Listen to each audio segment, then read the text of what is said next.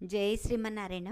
ఈరోజు ఈ వీడియోలో మనం ప్రతిరోజు భగవద్గీతలో శ్లోకాలు నేర్చుకుందాం భాగంలో 1వ అధ్యాయంలోని 9వ శ్లోకం నుండి కొన్ని శ్లోకాలను వాటి అర్థాలను తెలుసుకుందాం.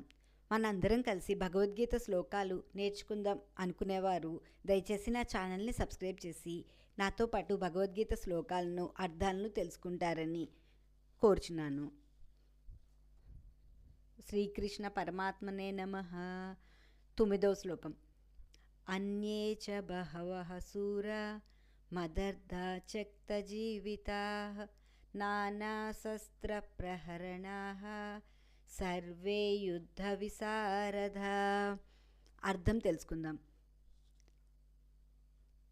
ఇంకను పెక్కుమంది శూరులు వీరులు మన సైన్యం నందు ఉన్నారు. వారందరూ నా కొరకు తమ ప్రాణాలను సైతం పళంగా పెట్టి యుద్ధం చేయడానికి సిద్ధంగా ఉన్నారు అని దుర్యోధనుడు ద్రోణాచార్యునితో చెబుతున్న శ్లోకం. 10వ శ్లోకం. అపర్యాప్తం తదస్మాకం బలం భీష్మాభిరక్షితం పర్యాప్తం త్విదమే తేషాం బలం భీమాభిరక్షితం. 10వ శ్లోకానికి అర్థం తెలుసుకుందాం. భీష్మ పితామహునిచే అపరిమితంగా ఉన్న మన సైన్యము అజేయమైంది. భీమునిచే రక్షింపబడిన పాండవ సైన్యంను సులభంగా జయించవచ్చు. 11వ శ్లోకం.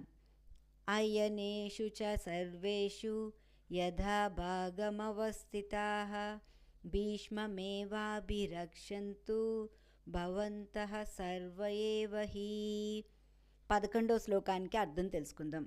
కనుక మీ అందరూ మీ మీ స్థానాల్లో స్థిరంగా ఉండి అన్ని వైపుల నుండి భీష్ముడిని రక్షింపుము అని దుర్యోధనుడు ద్రోణాచార్యులతో చెప్పుచున్న శ్లోకం.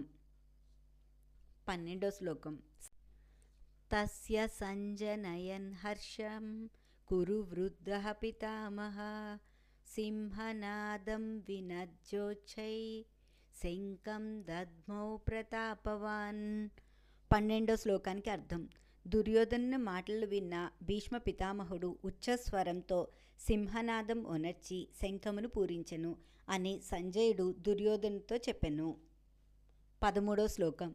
తతః శంఖాశ్చ భేర్యశ్చ పణవానక గోముఖాః సహసైవాభ్యహన్యంత సశబ్దస్తు ములోభవత్. 13వ శ్లోకానికి అర్థం. మరుక్షణం నుండి శంఖములు నగరములు గోముఖ వాయిద్యములు ఒక్కసారిగా భయంకరమైన శబ్దాలతో మ్రోగినవి. ఈ విధంగా ప్రతిరోజు మనం భగవద్గీతలోని కొన్ని శ్లోకాలను వాటి అర్థాలను పఠించి శ్రీకృష్ణుని అనుగ్రహాన్ని పొందుదాం. నా వీడియో మీకు నచ్చితే నా వీడియోని షేర్ చేయండి, లైక్ చేయండి. ఇలాంటి ఆధ్యాత్మిక వీడియోలు చూడాలంటే దయచేసి నా ఛానల్ని సబ్స్క్రైబ్ చేయండి. ఈశ్వరి గుడిమెట్ల. జై శ్రీమన్నారాయణ.